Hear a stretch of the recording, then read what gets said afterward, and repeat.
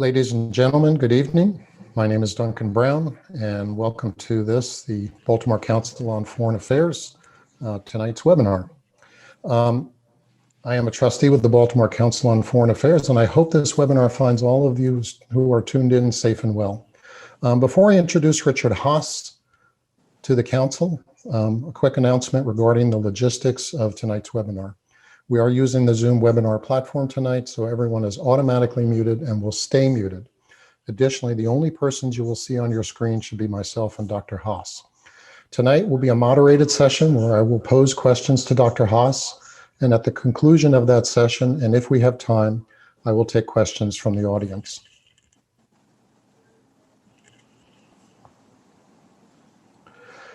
Audience questions tonight will be handled through the Q&A function in Zoom. The Q&A button should be located on the bottom of your screen. Just click on the button, type in your question, and select Goes to Everyone and hit Submit. Please note that this webinar is being recorded and it will be available on the Baltimore Council on Foreign Affairs YouTube site within about 2 weeks. And now to tonight's speaker. Dr. Richard Haass is a veteran diplomat and prominent voice on American foreign policy. He is in his 18th year as the president of the Council on Foreign Relations, an independent, nonpartisan organization dedicated to being a resource to help people better understand the world and the foreign policy choices facing the United States and other countries. In 2013, he served as the chair of the multi-party negotiations in Northern Ireland that provided the foundation for the 2014 Stormont-Haass Agreement. For his efforts to promote peace and conflict resolution, he received the 2013 Tipperary International Peace Award. From January of 2001 to 2003, Dr. Haass was the Director of Policy Planning for the U.S. Department of State and was the principal advisor to the Secretary of State, Colin Powell. He was confirmed by the U.S. Senate to hold the rank of ambassador. Dr. Haass also served as the U.S. Coordinator for Policy towards the Future of Afghanistan and the U.S. Envoy to Northern Ireland peace process. He has additional government experience. From 1989 to 93, he was a special assistant to President George Bush, H.W. Bush, and senior director for Near East and South Asian affairs on the staff of the National Security Council. In 1991, he was awarded the Presidential Citizens Medal for his contributions to the development and articulation of U.S. policy during Operation Desert Storm and Desert Shield. Previously, he served in the State Department from 1981 to 85, the Department of Defense from 1979 to 80, and was a legislative aide in the U.S. Senate. He is a Rhodes Scholar, holds his bachelor's degree from Oberlin College and a master's and Ph.D. from Oxford. He is the author or editor of 14 books on American foreign policy and 1 book on management. His latest book is The World, A Brief Introduction. Please join in giving me, albeit a virtual, warm welcome to Dr. Richard Haass. Okay, and thank you, sir, for joining us tonight. Thanks so much for having me. Okay, so first area I want to talk about is your book. Why the book? Why now? What are you trying to achieve? What are its goals? Well, in many ways, I wish it hadn't been necessary. This is a book that's what the British would call a primer, we would call a primer. It's about why the world matters, how it affects our lives in fundamental ways, and in turn, how we affect the world in fundamental ways. And I would have thought, or one might have been excused for thinking it wasn't necessary. Here we are with COVID-19, which began in Wuhan, China, and is affecting us as it is. We just marked the 19th anniversary of 9/11. 3,000 people died in this country from terrorists who were trained in Afghanistan. We're seeing the fires on the West Coast. Obviously, the conditions are much worsened by climate change. So the world matters in all sorts of ways, not just negative, obviously positive, the millions of jobs that are export dependent. Yet most Americans don't see the connections, don't understand why the world matters. In many ways, don't understand why foreign policy matters. I think it tends to lead to or encourage isolationism. And the reason I think a lot of people are this way is we don't really teach it in our schools, or where we do teach it, we don't require it as a condition of graduation. You can graduate from Harvard or Stanford, probably Johns Hopkins. And while these courses are offered on the campus, they're not, again, required as a condition of getting your degree. You can watch the news, and it might be a long time before you see a story about international relations or foreign policy. There's a lot of it on the internet. The problem is there's also a lot of other stuff on the internet, and the internet doesn't come with little yellow stickums telling you what to pay attention to. So for all these and other reasons, there's an enormous gap between what many people in this country, also other countries, but I'll focus on this one for tonight, know about the world and what I think they need to know about the world in order to be an informed citizen, as Mr. Jefferson put it. And just think about the last few weeks or few months. We've had two presidential debates, several town halls, and a vice presidential debate. And foreign policy questions took up, 5% of the time at most? And I think that reflects the lack of interest on the part of American people. Well, whoever wins this election, what he does vis-a-vis the world will have extraordinary consequences for 325 million Americans. So what I'm trying to do is get people more focused, get them increase their understanding, increase their knowledge. I want people to be more attentive so they can, when they vote, they think about these issues. They can hold elected officials and appointed officials to account. They can ask questions. They can make better career decisions, personal investment decisions, what have you. But again, I just think a degree of global literacy is essential given the kind of world we live in. Okay. I want to turn our attention to China now. We are obviously in a competition with China. There's no doubt about that.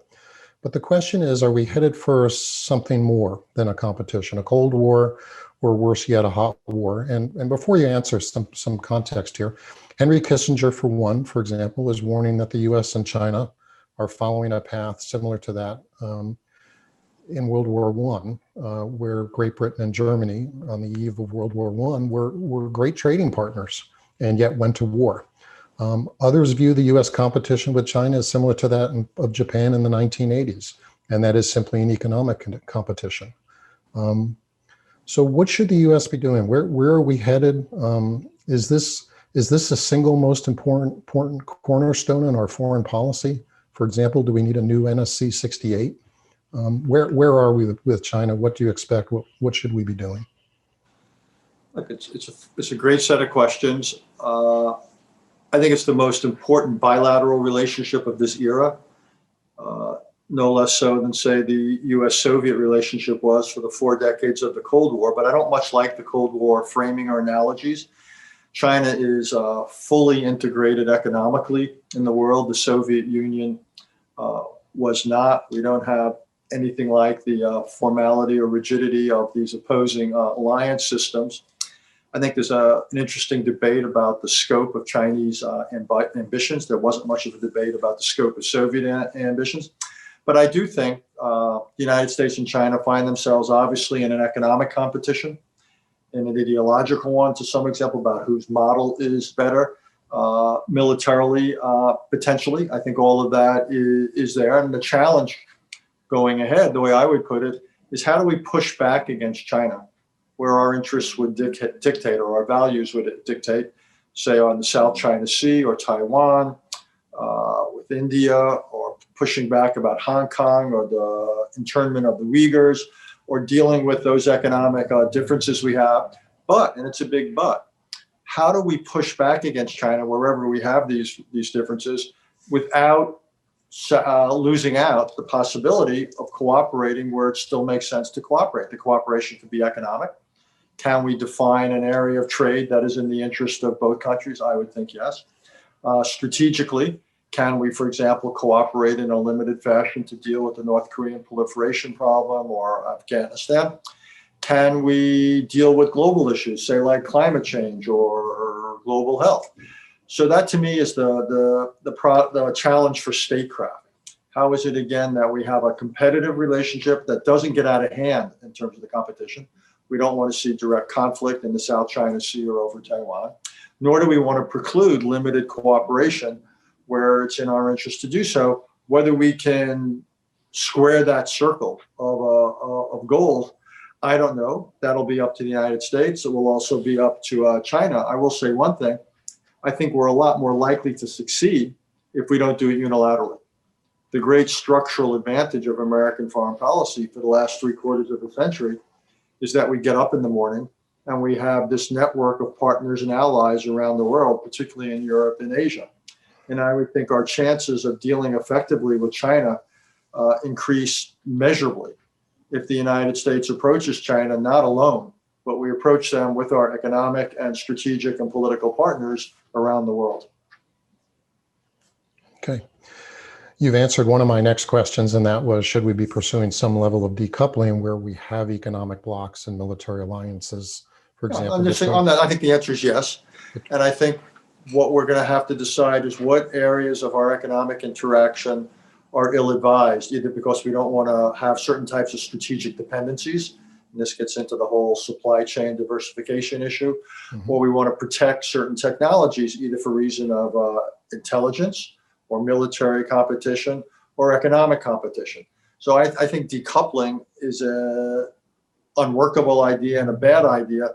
To me, the question again is, how does one find select areas that one carves out and says, we're prepared to have an economic relationship with you, but there's going to be certain limits or certain conditions. And I think that again is an issue for the United States, working with others to approach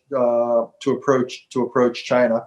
One other thing we might want to think about is entering what was the Trans-Pacific Partnership.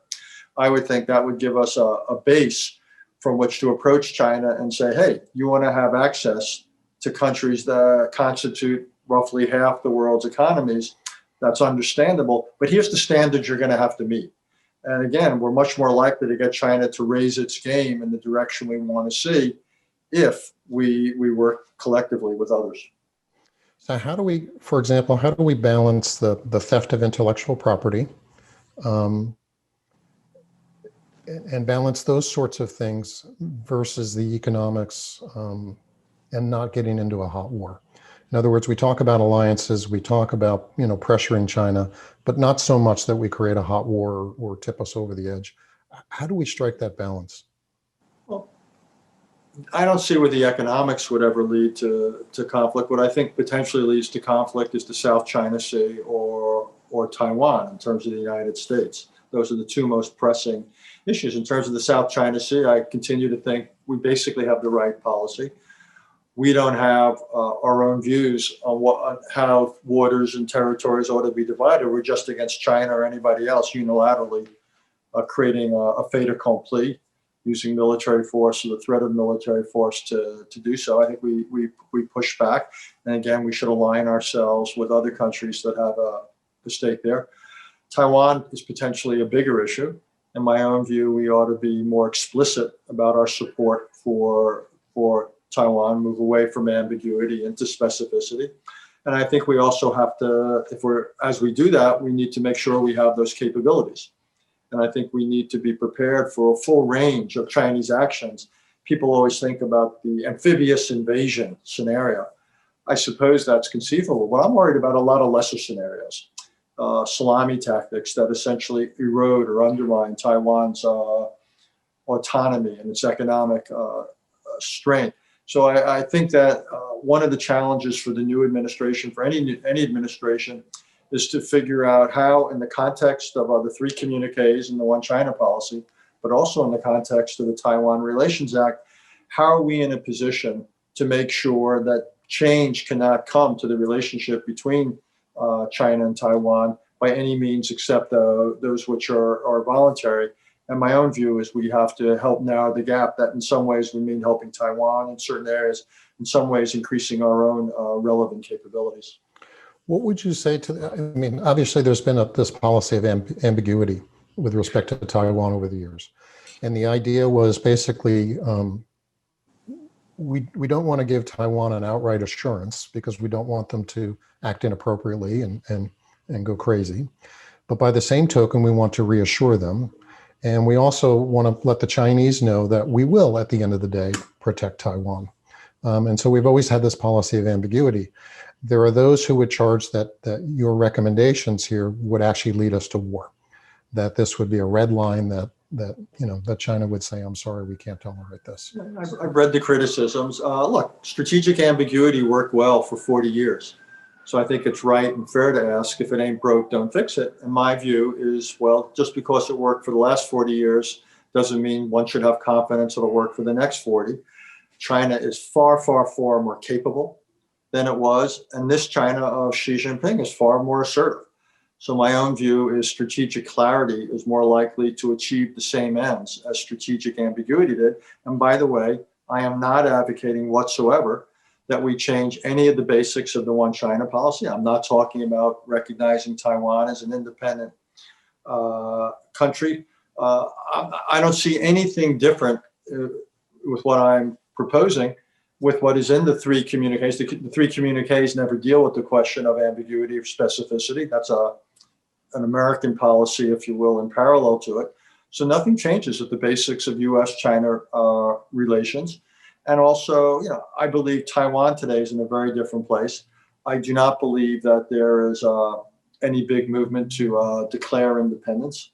And again, we could pass the message to Taiwan, as we should, that they shouldn't, any partner of the United States strategically enters into obligations as well as benefits. And they should know that this is not a blank check to act irresponsibly on their part. Again, I want to keep things calm there. The last thing in the world I want to have is a hot war between the United States and China. It would be bad in and of itself for every level, but also it would preclude the kind of cooperation I believe is in our interest on regional and global problems. The reason I recommend this line of action is not to cause a conflict, but rather it's to make a conflict much less likely to come about. Okay. I want to switch gears a little bit and head north towards North Korea. So obviously President Trump over the past several years was engaged with North Korea in an attempt to denuclearize the North, and his entrees resulted in disappointment, as did many of his predecessors. So there are options out there. People have talked about regime change, which would obviously be incredibly costly with millions dead. Continued sanctions, which would require the Russian and Chinese buy-in, but not likely to happen, or maybe would happen, I don't know.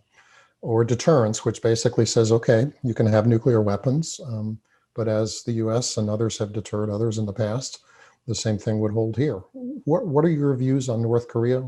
Which options make sense, don't make sense? What should we be doing? It's hard for me or anyone to sit here and say, if you do X, Y will happen. We have tried various approaches. This administration tried personal diplomacy. There's nothing to show for that. North Korea has far more capabilities in the nuclear and missile realms than it had 3.5 years ago. At various times, we've tried what is essentially known as arms control. My own view would be, though, to go back to arms control. I don't believe denuclearization is a serious possibility in the near run, certainly not under this North Korean leadership. But I do think that arms control could work if it were structured in such a way that it was linked to sanctions relaxation, not elimination, but relaxation. And obviously, it would have to be partial relaxation in exchange for certain types of limits that are verifiable. I still think that's within the realm of possibility. North Korea might be tempted to enter into it for economic reasons. China might be interested to support it simply because it does not want to have, I believe, a North Korea with unlimited nuclear capabilities, because over time, that could change the conversation in places like Japan and South Korea. And the last thing China wants is to be surrounded by any more nuclear countries. So again, I think it's possible that that an arms control sanctions type approach could work. I would certainly try it. If it doesn't work, then we can look at other things. Regime change is not a serious option, I would argue. I don't want to have a war on the Korean Peninsula. So then, we would have to have elements of deterrence with clear red lines about North Korea, because we're not just worried about what they might do themselves. We're obviously worried about transfer of certain materials and so forth. And we can make clear that if they were to do certain things, what our war aims might be. So I think there are ways to influence North Korean behavior, but I do think that China is an important participant in this, just given the reality that 90% or so of North Korea's trade goes in and out over Chinese territory. So it kind of gets back a little bit to our previous conversation. I think we ought to have goals towards North Korea that slightly dial down, shall we say, the threat and stop its increase. But I don't think we can succeed without a degree of Chinese involvement. There are some who would say that it's unrealistic to think that China would help us with North Korea, that in fact, they don't want a unified peninsula. They don't want a US ally sitting on their border. They like the fact that North Korea is sitting there. I agree with that, actually. And in fact is a thorn in America's side. Well, up to a point, I think that's right. You know, it reminds me of that old saw about during the Cold War about France's view of Germany. We like the Germans so much, we're glad there are two of them. And I think there's a little bit of that in China. It does not want a unified Korea in the American strategic orbit, certainly not one with nuclear weapons. I understand that. And I think China would probably go to great lengths to prevent North Korea's collapse. On the other hand, as I alluded to a minute ago, China does not want to have a North Korea that changes the nuclear conversation in several of its neighbors. China does not want to have a North Korea that potentially triggers conflict with the United States or with South Korea. So I think China has a balancing act here. I think what I would say Chinese support of North Korea is conditional. It has limits. And that, to me, is the area where there's potential overlap in our diplomacy. Okay. All right, I want to switch gears and head towards the Middle East. There are obviously multiple competing groups and factions operating and competing in the Mideast, Sunni versus Shia, Israelis and the Palestinians. We've got Turkey and the Kurds, and now we've got the Russians involved, to name a few. Where, when, and why should the U.S. engage in the Mideast? You know, what should be the rationale for engagement? And before you answer that, a follow-up question that goes with that. The U.S. is essentially now energy independent when it comes to the Middle East. Very, very little of U.S. oil imports come from the Mideast. There are those who would say it's time to pass the baton on to somebody else, maybe even the Chinese. So two basic questions there. Where, when, and when should we engage? And what's the role of others? I would say energy still remains an interest of the United States in the Middle East. We're energy self-sufficient. We're not energy independent. We still import millions of barrels a day from other, from around the world, obviously from our neighbors. And also we're still very dependent on a global economy, which in turn is dependent upon Middle East energy. So I think our interest in energy in the Middle East is less than it was, in large part because of the revolution in our own country's energy production. But it's not zero, both directly and indirectly. That's one. We still have interests about terrorism. The Middle East has been, is, and could be again a source of global terrorism. We have interest to prevent proliferation. We're obviously worried about Iran in the most immediate sense. We also have all sorts of commitments to Israel and to certain moderate Sunni Arab regimes. So if I had to take a step back, what I would say is I think the United States has overreached in the Middle East. I think that our efforts to transform the Middle East were misguided. And, the 2003 Iraq War being the height of that, some of what we did around the time of the quote unquote Arab Spring would fall into that. I think it's absorbed, it's sponged up too much of America's attention and resources over the last 20 or 30 years.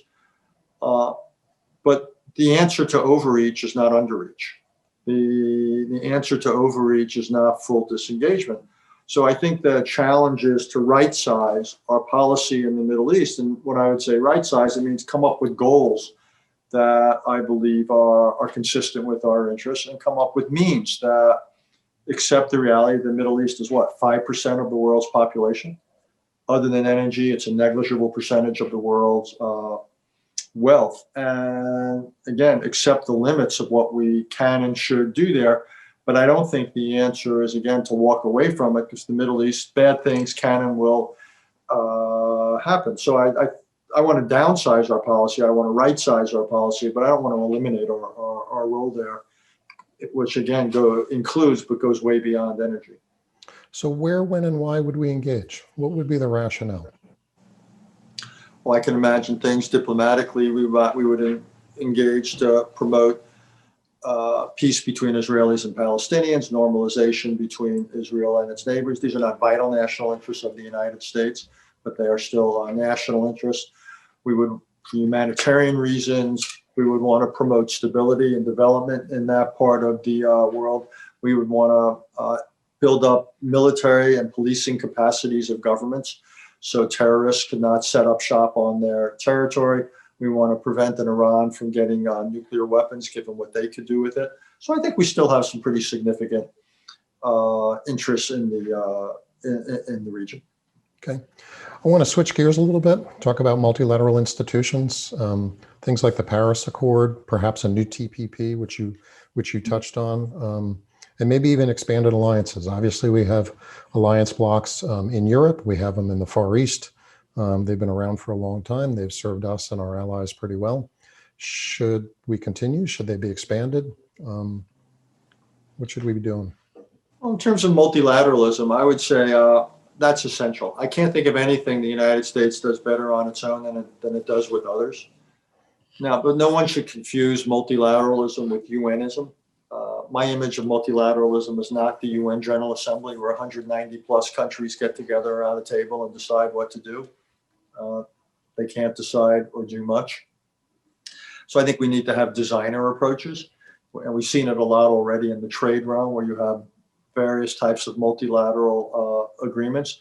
And I think in many ways that could be the model for multilateralism going forward, that the UN General Assembly, everyone included approach, whether it's climate change or global health or whatever, is one approach. But in many cases, it's going to have to be replaced or supplemented by other approaches, which are going to be with countries, but also other entities, I mean, that are most relevant and most willing to act. So if you were going to try to do something on regulating cyberspace, getting closer to areas that you're an expert in rather than me, you would want to have the IT companies and others. If you were going to try to deal with global health arrangements, you would want to have the Gates Foundation, you would want to have the Bluebird Philanthropies, you would want to have pharma, you would want to have biotech, you might want to have groups like Doctors Without Borders and so forth.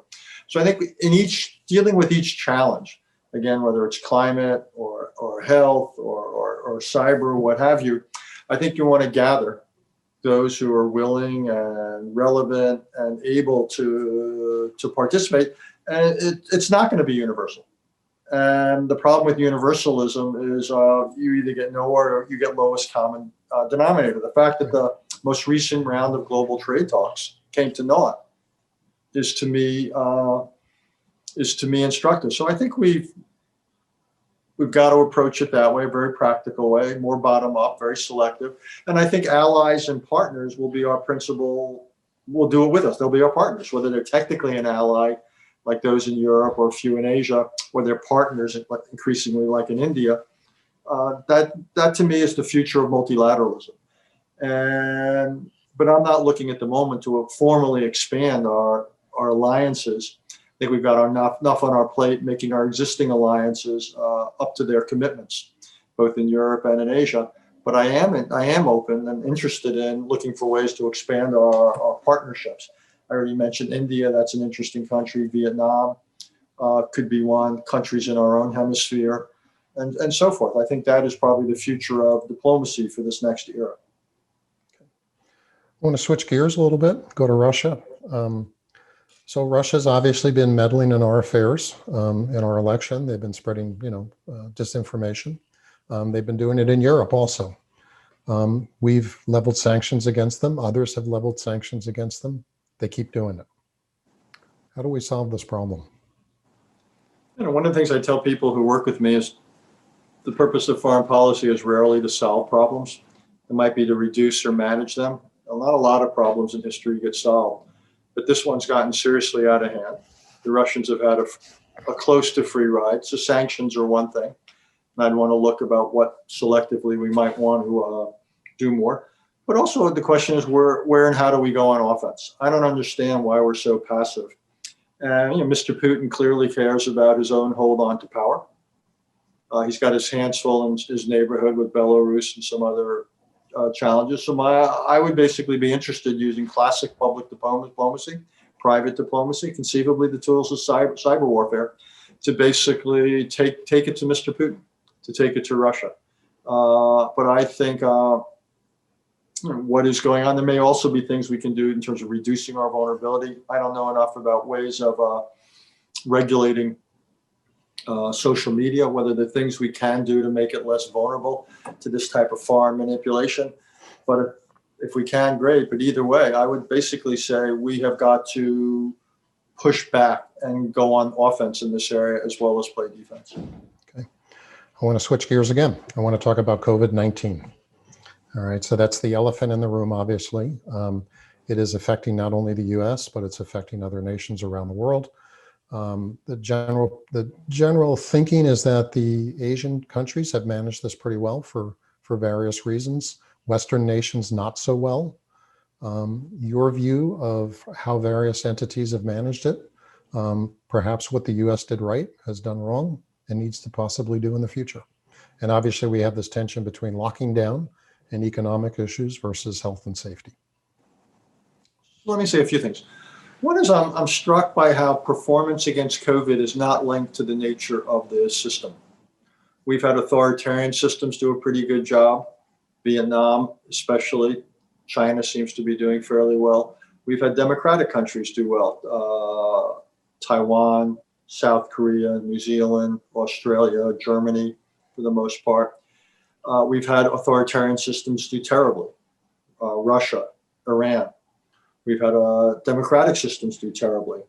Brazil, the United States. So what I take from this, the UK is having real problems. So what I take from this, it's more about the quality of the leadership, to what extent the society is willing to trust and work with the leadership. So to what extent is the leadership willing to lead, and to what extent is the society willing to follow? And in our country, we come up short on both, to be perfectly blunt. So yes, it's true that this virus broke out in China, and China deserves a lot of criticism for its initial response and cover up. World Health Organization deserves criticism, but at some point it came here, and after that it's on us. And it's mainly what we failed to do: failed to have consistent messaging, failed to have make testing a national priority. It's a long list, and my own view is this administration, also many governors and mayors, deserve tremendous criticism. It was not inevitable that COVID would have anything like the impact it has had. And by the way, this was predicted and it was predictable. I mean, I'm not an expert on these issues. God knows, even I knew enough in the book you mentioned at the beginning, in the world, to say that it was a question of when and not if we were going to have a large pandemic, right, based upon an infectious flu-like disease that would start somewhere around the world, spread rapidly, and cause incalculable human loss and economic loss. So this was not something that wasn't being thought about. It was being pretty widely discussed and talked about. So where I think we'll potentially get it right is, I think there's tremendous ingenuity out there with testing. I can imagine, hopefully sooner rather than later, we'll have point of care, quick results, accurate, easy to administer tests. I think that would, imagine you had a testing apparatus outside an office building or a school or a church or what have you, any place people would enter, in the same way that we have, the magnetometers at airports. You'd walk through it, basically you'd get a saliva test or something, and 30 seconds later, you'd know the response. Imagine we could control things, that would have an enormous impact. I think therapeutics will gradually emerge that are better and better. We'll probably get to the point where vaccines play a role. So I think you're looking at tools in addition to wearing masks and hygiene and distancing and tracing and the rest. So I think it's going to be a whole toolkit. And I think American ingenuity, particularly in the private sector, will provide some of those tools. And then I think the challenge will be to scale them up domestically, scale them up internationally. I think we'll get to the point where we have dramatically reduced the threat or risk posed by COVID. I'm not sure we'll get to the point where we eliminate it. We live in a world of managed risk, and that seems to me to be a realistic goal, where we reduce as dramatically as we can the effects of this on our lives, its economic effects, its personal effects, obviously the health risk. And I'm just frustrated that here it is now. It's November of 2020. We've been dealing with this now for what, nine or so, 10 months. And I would simply argue we're nowhere near where we could have been or should have been. Okay. I want to turn now to some of the participants. Can I say one other thing about COVID? One other thing, what's it you raised, if I may? I actually think that I don't know what Mr. Trump would do if he were to be reelected, whether he'd change this. But I think for Biden administration, we ought to think about this as the near term, the most urgent national security crisis that the United States faces.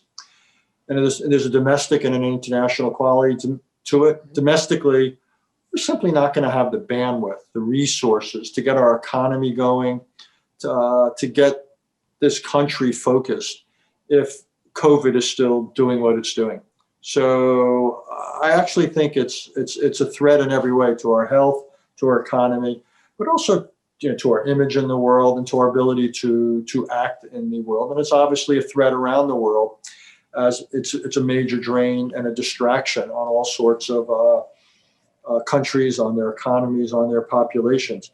So I do think there's a real urgency to this. And I know everything else you raised and we talked about, there's urgency there about China, about North Korea, about Iran, Russia, and so forth. I get it. But I actually think coming out of the gate, this would be an important early focus, because it would help then strengthen the United States and other countries, which would put them in a better position to deal with the rest of the agenda that you and I have been discussing. So I'm going to switch gears and take some of the participants' questions. And so the first question is, what should the first three foreign policy initiatives of the next president should undertake? And I think you just answered what the number one priority is. So what are the second and third priorities, if you will? I would say that's issue-wise that I would say to repair America's alliances and partnerships. Okay. Again, it's a means to an end. But if our ability to deal with every other specific issue out there, it depends in no small part upon the strength of our partnerships and alliances. So I would focus on that. After that, I could say it's China, it's climate change, it's North Korea, it's a long list. It's a big Russia with the nuclear issue coming up in February of 2021. It's a long list. But if I could do anything, I would say get COVID under control and repair America's alliances. If we could do those two things, that to me would establish a foundation that then over, say, the next 3.5 years of the president's term, everything else we could approach from a much stronger position than we would otherwise. How would you grade our national security policy over the last couple of decades? What have we done right? What have we done wrong?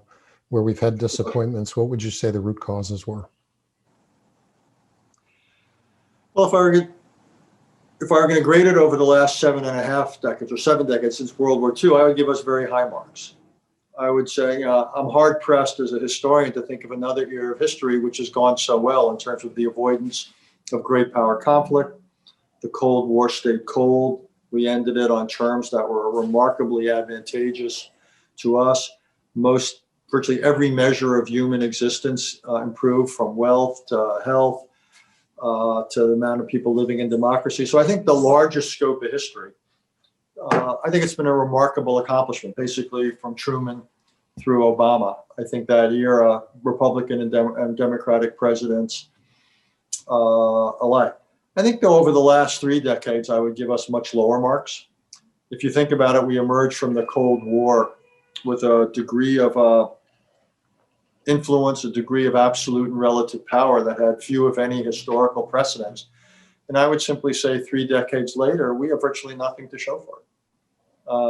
Now, there were certain challenges that came along that were largely beyond our control, things like the rise of China and some other developments.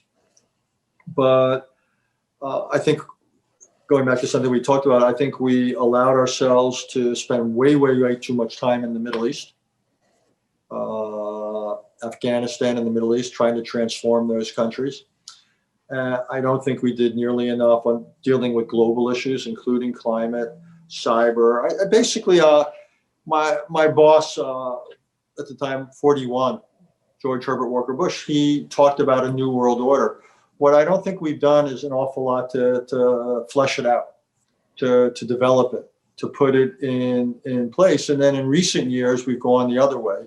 There's been a pattern of pulling back from the world, pulling back from institutions, relationships, raising questions about American reliability, and so forth. So I would give us very high marks, essentially, through the Cold War, and much, much lower marks for the last few decades. Okay, so following up on that, obviously, the U.S. benefited from a free, open, and liberal world order, multilateral institutions, alliances, all the things we've talked about. So what should we be doing now to maintain that? And obviously, it's repairing alliances and those sorts of things, and creating, blocks where appropriate. What else? A couple of things. One is repairing alliances and building the partnerships. Two is strengthening the home front. I once wrote a book called Foreign Policy Begins at Home, and it's consistent with what I said about COVID. There's so many domestic challenges. It's going to be very hard to persuade the American people to support our involvement in the world, no matter how good the arguments are, if there's such problems here at home. So I think we do have to deal with things at home, beginning with COVID, but not ending with COVID. We've obviously got to deal with our political dysfunction, issues of race. We've got to deal with infrastructure. We've got to deal with the poor quality of public education in many places. We've got to deal with healthcare. It's a pretty big agenda. And then internationally, I think the biggest challenges, again, are coming up with a modus vivendi with China. And I would devote a lot of time to that relationship. And I would say, looking at all the global challenges we face, coming up with multilateral responses that are not necessarily global or universal, but in every case, trying to narrow the gap between the global response and what's now the global threat, rather, and what's now the response. And that's how I would think about foreign policy. It's what's in some ways that cuts to what's different about this era of foreign policy. Something like a rising China or a cranky Russia. That's the familiar stuff of foreign policy. That's what people like me have been dealing with, forever. What's different about this year is all of that's there, but you also have this whole set of global challenges, and that's what's different. So, if you will, we have an old agenda and we have a new agenda, and we've got to deal with both. We don't. It's not either or. It's got to be both. That's what COVID tells us. Our failure to deal with the global agenda is incredibly costly. On the other hand, we don't want to ignore Russia or China. So it is a big, big foreign policy agenda that awaits whoever wins this election, and ultimately, whoever wins the next few elections. I want to switch back to China. I'm following up on some questions here. So you said earlier that China's support to North Korea had some limits. Can you say what potentially those limits are? What was implicit in the question you asked, which is, I don't think China will ever support really severe sanctions against North Korea that would really threaten North Korean stability.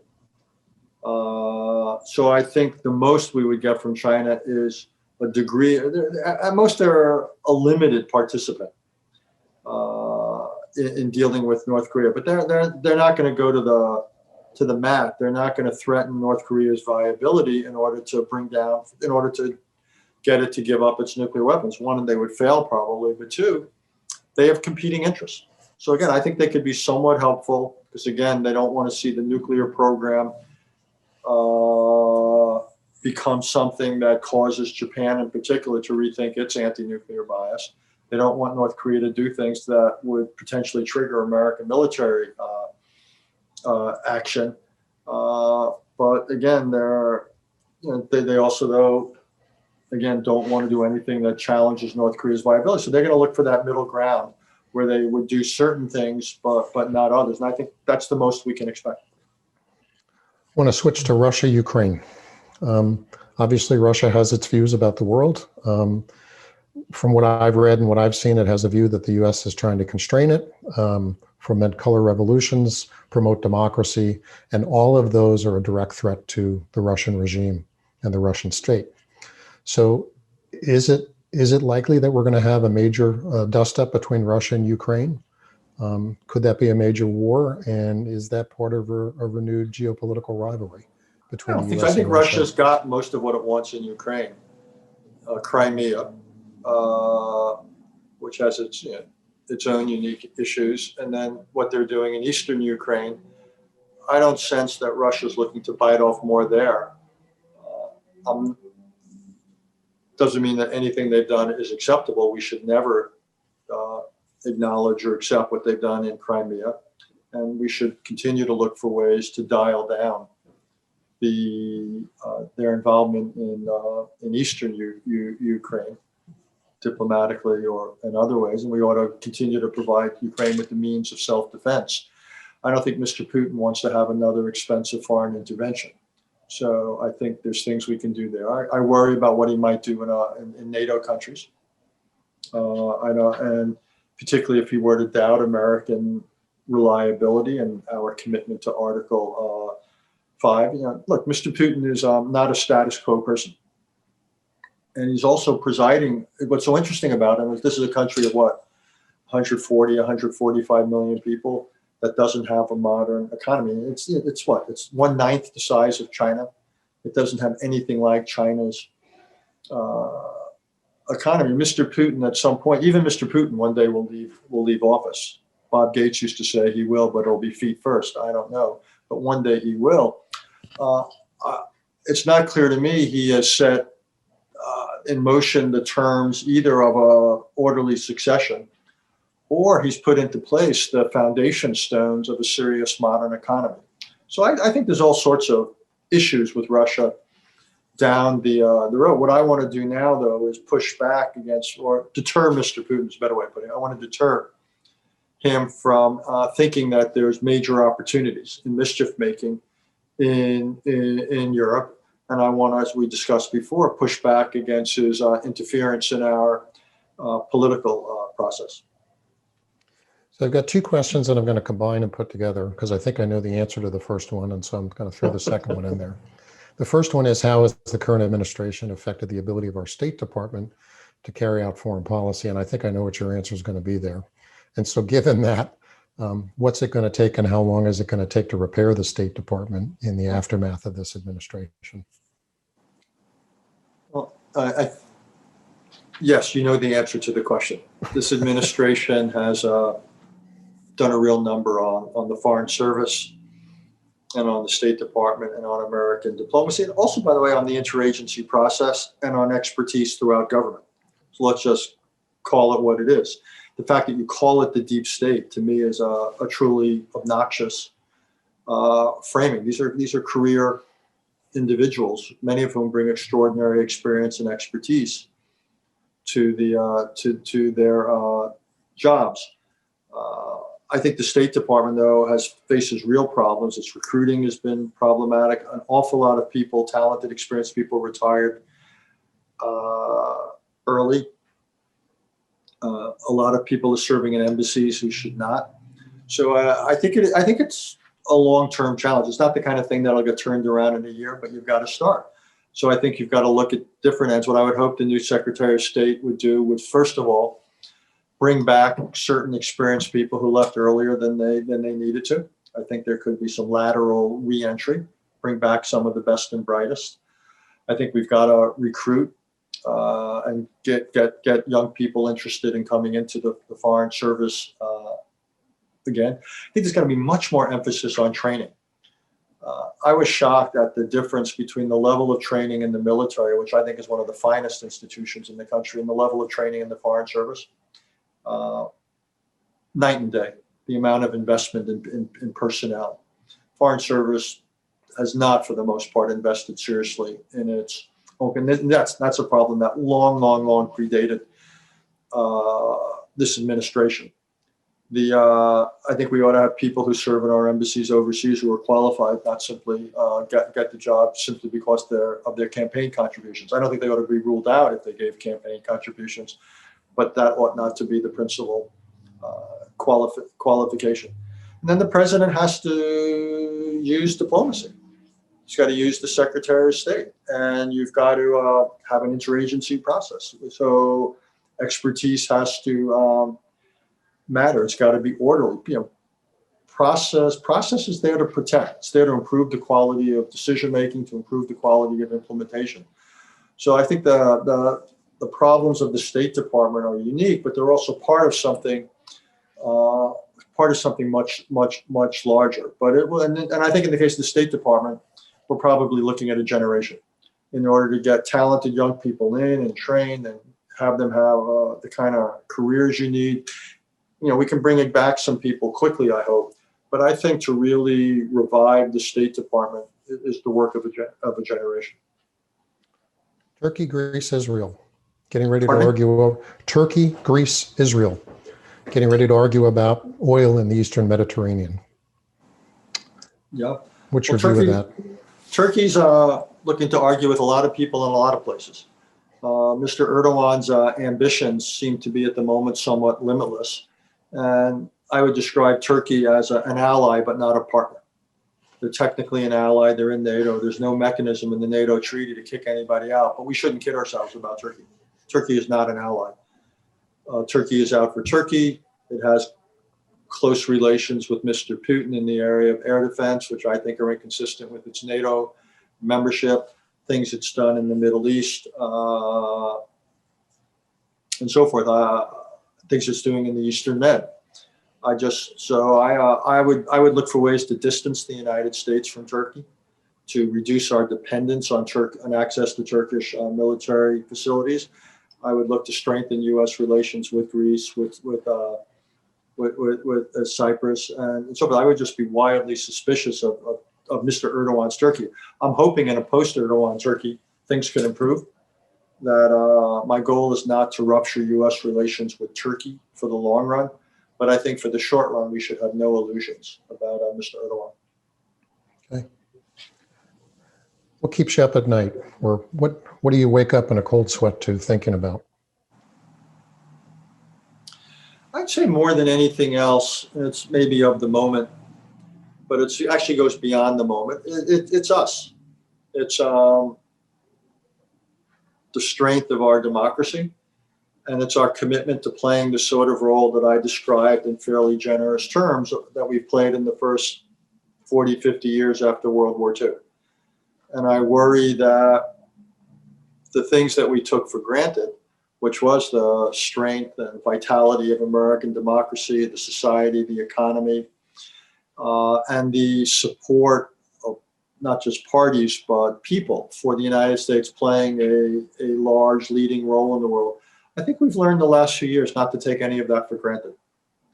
And what I really desperately do not want to see is that looking back on the last, say, 70, 75 years, that was seen as a kind of golden age, coming after the terrible first half of the 20th century, and then leading to something once again bad. So what I'm hoping is we can find a way to extend what has been an extraordinary historical run. And I think we have interest in doing so. I think we can afford it. And I think the necessity of doing so is palpable. But I no longer take for granted that we will do so. And so that's what, and it's, again, it comes back, you know, a little bit to education in this country. I think desperately we need to teach civics, though having said that, it might be hard to agree in this country now as to what should be taught. I think we do need to teach what I talk about, global literacy, so Americans understand the world. I worry that that our society is no longer where it needs to be to support what I would say are the kind of policies that served this country well for as long as they have. And what keeps me up now is I know Churchill's old dictum that Americans can always be counted on to do the right thing, but only after they've tried everything else. Okay, maybe. But right now we're clearly in the trying everything else phase. And I'm not sure when this phase ends. So I'm not as sanguine as I used to be. And I'm concerned. I'm not defeatist. I'm not pessimistic. But I think what I've learned is that good things just don't happen. Like you're much more of a scientist than I am. The natural state of things is not order. The natural state of things is entropy. And I just think that we've got to work harder at perpetuating what is good, be it in the world or here at home. And I don't think that we as a society have done a very good job of that. So given that, we've had some recent treaties in the Mideast. Good step forward, a great step forward, overblown in terms of their significance?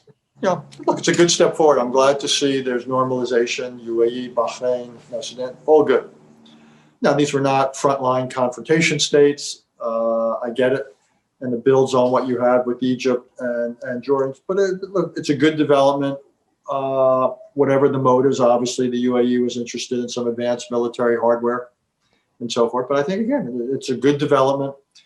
It also, not just because of the normalization with Israel, but it took annexation off the table for a few years. But nobody should kid himself. It's not the same as peace in the Middle East.